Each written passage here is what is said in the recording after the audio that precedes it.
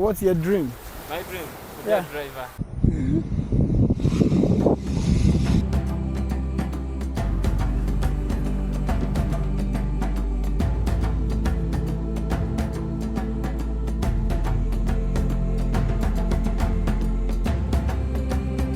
Uganda is one of the most underrated countries I've ever visited. It's filled with beautiful sceneries, rich cultures, and thrilling adventures. Before this trip, I had never experienced traveling to a country that a lot of people don't talk about, but Uganda changed that for me. This journey began from Lagos.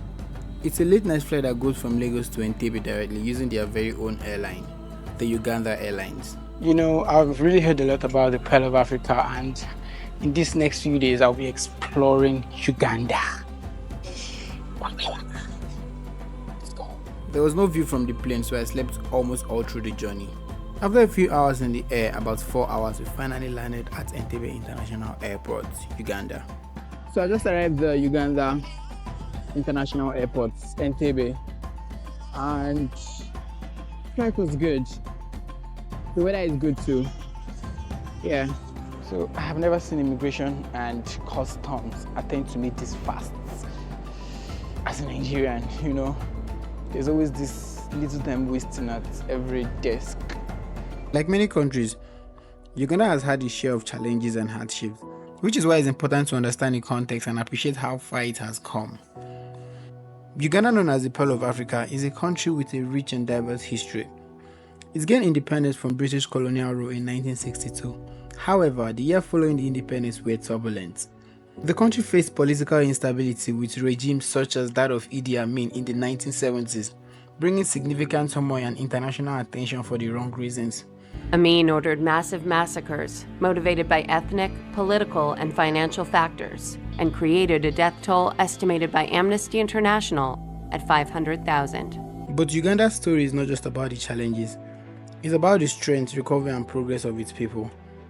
Today, Uganda is on a path of growth and development, with vibrant cities, stunning natural landscape, and rich cultural heritage that attracts visitors from all over the world. And I couldn't have asked for a better guide than Amon. On our very first day, we drove down the Entebbe Kampala Expressway. It's known as one of the most expensive roads in the world. Expensive because of how much money they paid per kilometer. Okay. So per kilometer, the amount paid was a bit more expensive than the real amount of money that is supposed to be paid Oh. in other countries. But it's a sign of Uganda's commitment to modernizing its infrastructure. Our next stop was a fascinating look into the Uganda's past. This is the palace where Idi Amin, the former dictator, once lived. It's a reminder of the darker times, but it's also a symbol of how far Uganda has come. We also visited the Gaddafi Mosque, also known as the Uganda National Mosque. This massive building is the largest mosque in East Africa and is absolutely stunning. It's fascinating that the construction of this mosque began in the 1970s but was stalled for decades. It wasn't until 2001 when Gaddafi agreed to fund its completion that the project was revived. So if somebody would ever tell me that Gaddafi would even contribute to building and by a the way, mosque. it was not only one of these mosques. In East Africa, you can do research. He built lots of mosques, of course not as big as this one. Really? But yes. And if at all we had something like 20 presidents of Africa, Top like presidents. Gaddafi, trust me, Africa would be far away from these European countries. We explored the beautiful courtyard and admired the details of the architecture. It was amazing to see such a vibrant center for the Muslim community here. And next we decided to try some Ugandan local food.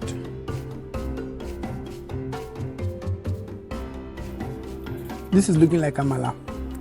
But you called it millet, right?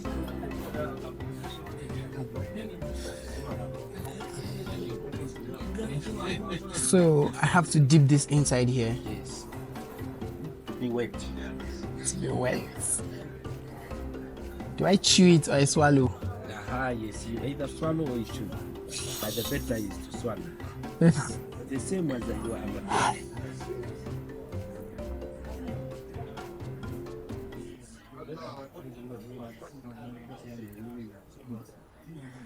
It's bad.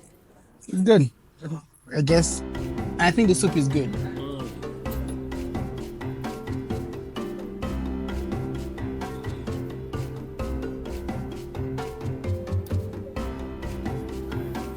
Uganda has good food. Compared to some countries I've been, Uganda has one of the best food.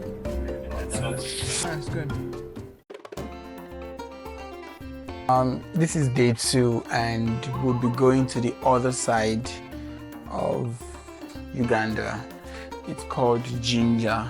It's a 3 hours drive from Entebbe and 2 hours 30-minute drive from Kampala. For some activities, some adrenaline activities. So guys, I'll be seeing you.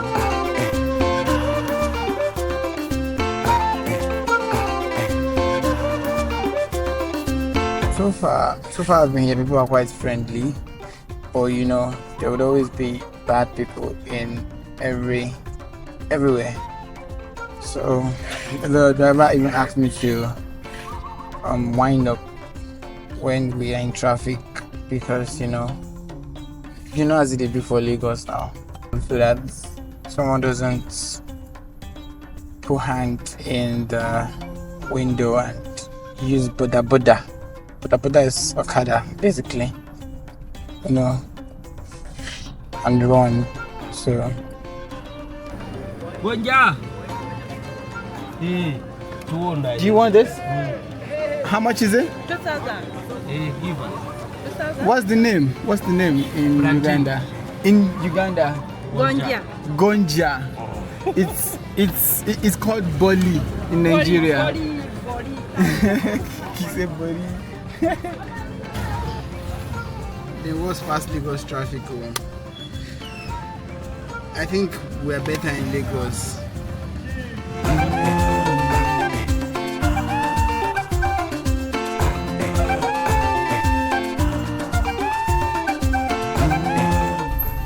So we're currently heading to the source of the Nile.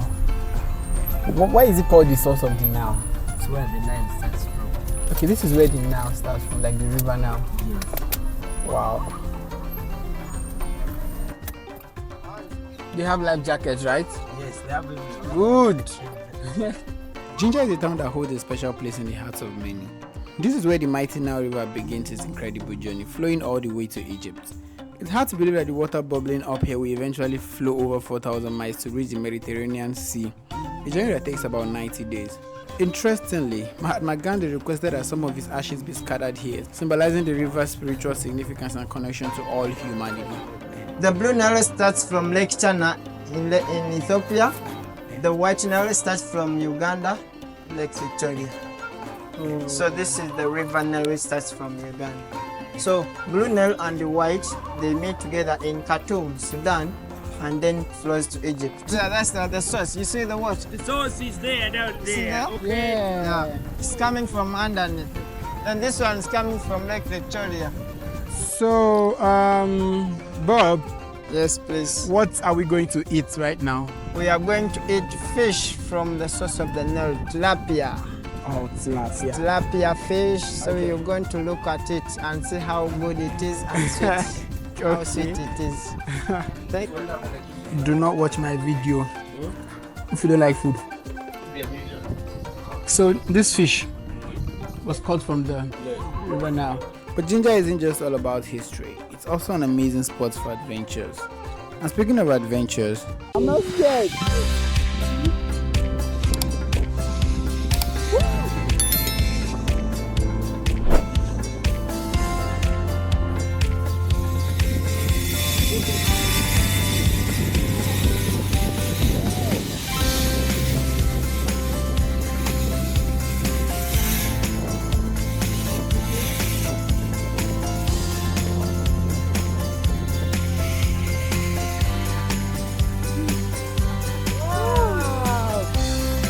Ziplining was awesome, but we weren't done yet.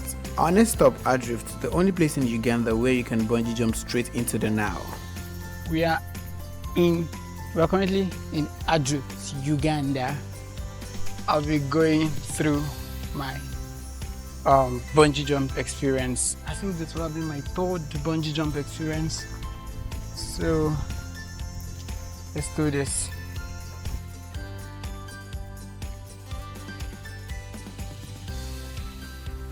Mr. Isaac, am I safe? Very safe. Okay. Once you've done the bungee for the last 22 years. Wow. So it's quite a long time experience. You'll be fine. If I don't jump, I'll get a refund, right? No, we don't refund. Ah! But why not jump? My mom has been praying for me at home and, you know, safety and everything, but look at me. See what I'm doing to myself. Colin ready for the jump on the ready bungee cord. 51 above the Nile. Isaac is connecting Collins. In the background we're seeing Akim as well. If you ever find yourself in Uganda, there's one experience you absolutely cannot miss, and that's the incredible 51 meters bungee jump at Adrift. It's an adventure you do not want to miss. You free fall towards the mighty Nile River. 4, 3, 2, 1, bungee!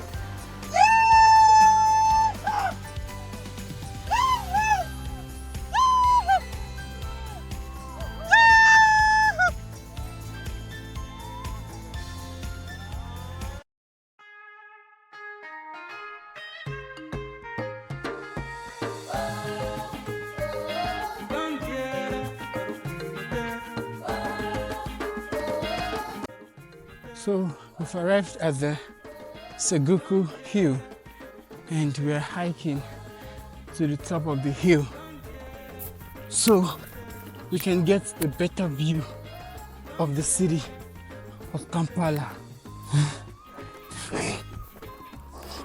Woo! Yeah, you can take it down. Down. Oh my God. Praise God. We just arrived. Ah.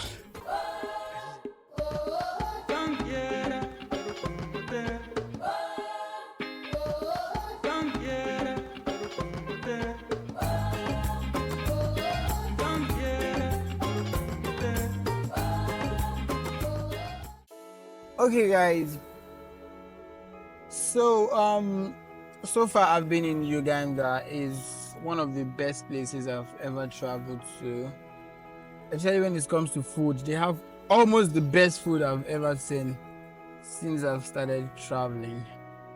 Also, I believe it's very normal in every country for everybody or every vendor to want your money when you are in a new, I mean when you're a foreigner in a country. So they all want your money. They want to, you know, sell goods for you at a higher price than the normal price because you're a foreigner, and they know it. But generally speaking, Uganda are friendly people. They are nice people. They're welcoming. They smile a lot.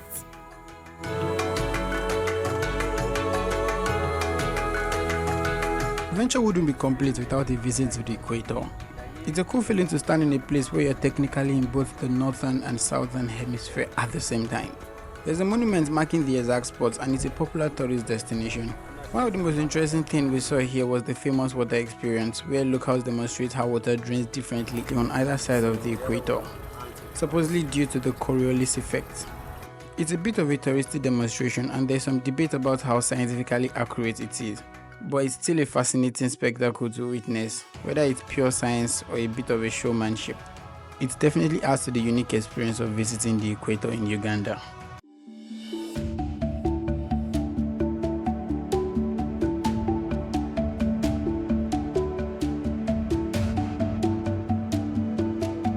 I have arrived at the Lake Victoria.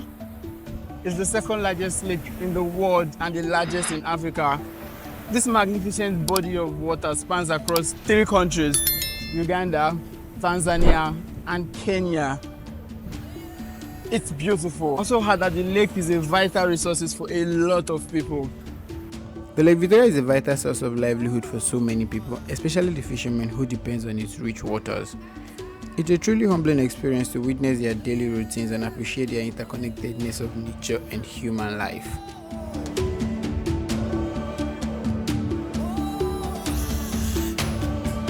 Our next adventure took us to a place you absolutely cannot miss when you're in Uganda, the Aero Beach. Located right on the shores of Lake Victoria. I'm currently at the Aero Beach, Entebbe, Uganda, and I've hired myself a full private jet, and I'm going to go into that private jet. Why? Because I'm the pilot, I'm the driver. No, they don't have a driver. I'm the pilot, I'm the cabin crew, I'm the passenger, and I'm everything. So let's go in my private jet.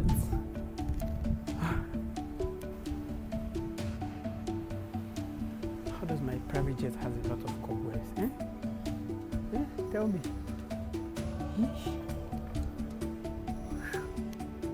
So scary in here, man. Oh my God.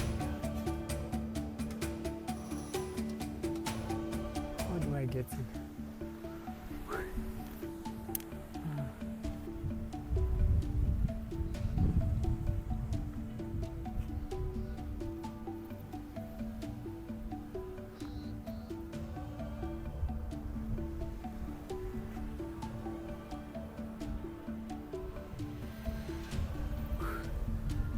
This place is one of a kind experience. It's a cool mix of beach vibes and aviation history, with actual planes and aircraft parts scattered around the property. These aircrafts that we are seeing, these are the aircrafts that have always been using in military operations. And all of them that you're seeing were all destroyed when there was a rescue of Israelites during Idi Amin's Dada. This place is owned by a very historical man, a senior citizen, who by then was a military personnel or who was in military. Because of keeping the security, because of keeping the history, because of keeping the information for the rest of the world to know, he had to gather this place and make these aircrafts be here for us who studied, who were not there by then, to know that information and realize the difficulties or the bad things that happened during the terror of Idi Amin, who was the president by then. You can explore the inside of an airplane, relax on a sandy beach, or even go for a swim.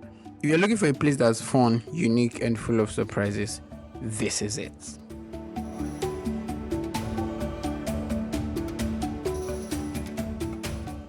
I was able to explore ancient histories, modern marvels, natural beauty, and Ugandan hospitalities.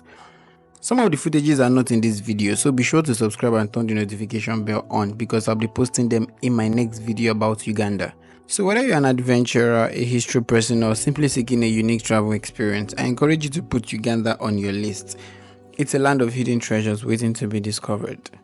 If you enjoyed this video, do well to support the channel by liking and subscribing, and possibly showing it to your friends. Who knows, they might want to visit Uganda sometime. I'll catch you in the next video.